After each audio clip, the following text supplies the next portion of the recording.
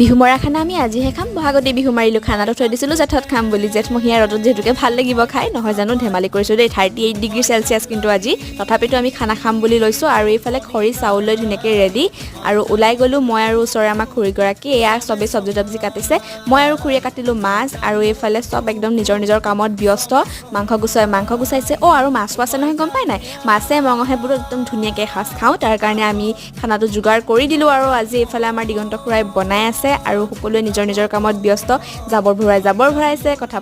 পাতিছে কি যে এটা ভাল লগা দিন আজিৰ দিনটো দেই আৰু এইফালে আমি গছৰ চাহত বহিছোঁ আৰু আমাৰ আইতাহঁতেও বহি গ'ল নহয় খাবলৈ আমাৰ লগত আৰু আইতাহঁতৰ কথা শুনাচোন আইতা ভাত খাইছে ধুনীয়াকৈ খাওক দেই খুব এটা ভাল লগা মুহূৰ্ত আমি সকলোৱে মিলি একেলগে খাইছোঁ কিমান যে ভাল লাগিছে এই মাছে মঙহে আৰু এইফালে এইবাৰ একদম দেখিছেনে পোৱালিৰ বনগুটি লাগি গ'ল আমিও অলপ নাছিলোঁ আজিৰ ভিডিঅ'টো মানে বাই